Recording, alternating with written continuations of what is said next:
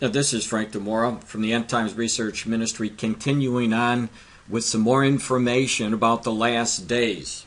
And in my book, in chapter 18, I have a chapter there that talks about diseases on bees. And there are millions and millions of bees that are dying off. Scientists don't understand the complete reasons why it's happening. They have some knowledge, but they're working frantically to try to figure out for sure how to stop the mass bee population dying off. Now, when you take a look at the scriptures, you'll see that in Revelation chapter 6, verse 6, the Lord warns about people having to work all day long for a small meal. Let me connect the dots for you. This is what he said in Revelation 6:6. And I heard a voice in the midst of the four beasts say, a measure of wheat for a penny, and 3 measures of barley for a penny, and see thou hurt not the oil and the wine. And of course, in the Gospels, we see Jesus talking about men working in the field, in how they were paid a denarii, which at that time was a Roman coin. And as a person would come and be hired, he would go out into the field early in the morning. And then late in the evening, we see men being employed to do the same kind of work, but they were all paid a denarii. And the Lord was showing, the last shall be first, and the first shall be last. In other words, the people who came in to do the work in the morning got the same wages, even though they worked all day long. But he was showing us that in the last days, in Revelation 6:6, people would be working for a currency all day long for a small amount of wheat or barley. And this shows us that the price of food is going to skyrocket through the roof. Now, part of the reason why I believe that the prices are going up is because, and especially they're going to go up during the tribulation, but we're seeing the birth pangs of it now. But we see bees dying off in huge, huge numbers. And the more that this happens, the less crops we're going to have. Now in my book, you'll see this picture. And on the top of this page here, you'll see all the fruit that is being sold on the marketplace, obviously because of the bee pollination. Now, what they were showing us in this article is what it would look like if you took away the bee population. And you'll see all these empty shelves here all over the place. Many, many crops would not appear on your shelves. And if that's the case, the ones that do appear, say for example that this bin right here was apples. And now that there's no apples, of course, if you were to find an apple, it would be so expensive you probably wouldn't be able to afford it.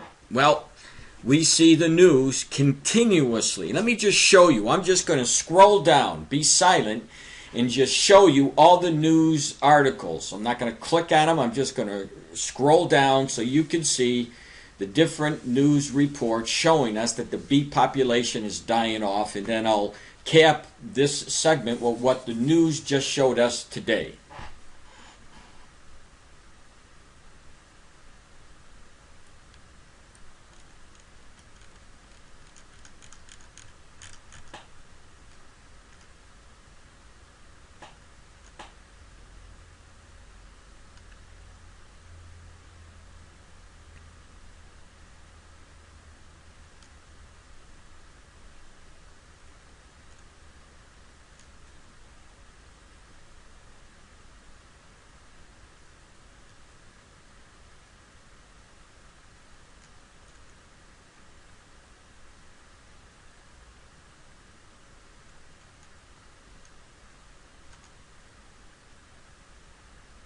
Now, as you're watching a video, you can always stop the video and read it, or you can go to my book, click the book, and then read every single one of the reports. You can click the links and you can read the report in its entirety. We're going to keep scrolling down. As you see, we just ended here with 2013.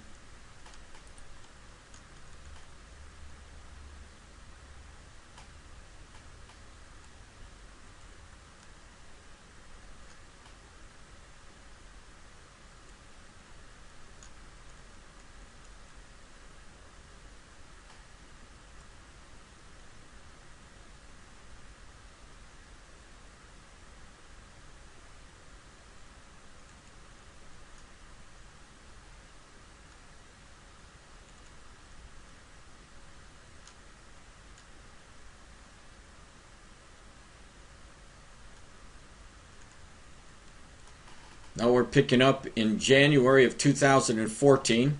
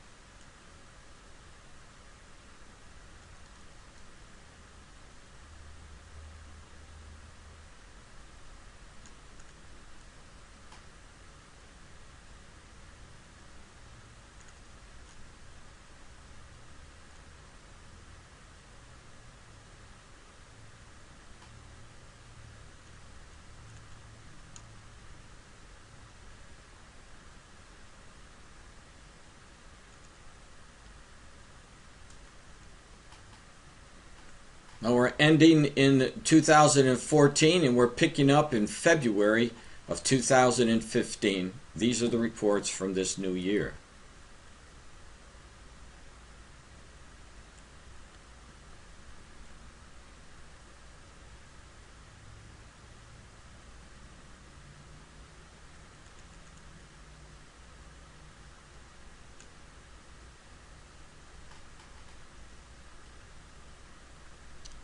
Now, there was another report that came out today.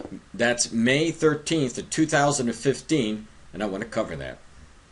The report was issued by the San Jose Mercury News. Bee die-off, 42% of U.S. colonies lost, survey finds. More than 2 out of 5 American honeybee colonies died in the past year, and surprisingly, the worst die-off was in the summer, according to a federal survey.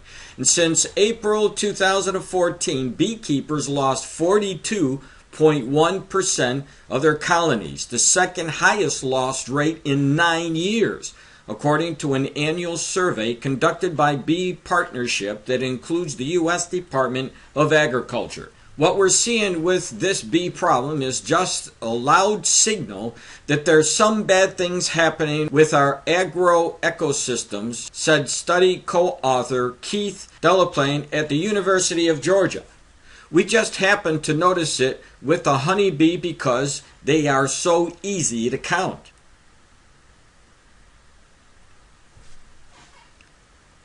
But it's not quite as dire as it sounds. That's because after a colony dies, beekeepers then split their surviving colonies, start new ones, and the numbers go back up again, said Delaplane and study co-author Dennis Van Egelstorp of the University of Maryland. What shocked the entomologists is that this is the first time they've noticed bees dying more in the summer than in the winter, said Van Egelstorp said. The survey found beekeepers lost 27.2% of their colonies this summer. That's up from 19.8% the previous summer. Seeing massive colony losses in summer is like seeing a higher rate of flu deaths in the summer than winter, Van Egelstorp said. You just don't expect colonies to die at this rate in the summer. Oklahoma, Illinois, Iowa, Delaware, Maryland, Pennsylvania, Maine, and Wisconsin all saw more than 60% of their hives die since April 2014, according to the survey. Now, most of the major commercial beekeepers get a dark look in their eyes when they discuss these losses and what it means to their businesses, said Pennsylvania State University entomology professor Diana Cox Foster. She wasn't part of the study, but praised it. Delaplane and Van Egelstorp said the combination of mites, poor nutrition and pesticides are to blame for the bees' deaths. USDA bee scientist Jeff Pettis said last summer's large die-off included unusual queen loss and seemed worse in colonies that moved more. You know, in a lot of my videos, I talk about the birth pangs, and there's no question that what's happening to the bees is part of this cycle of increasing birth pangs.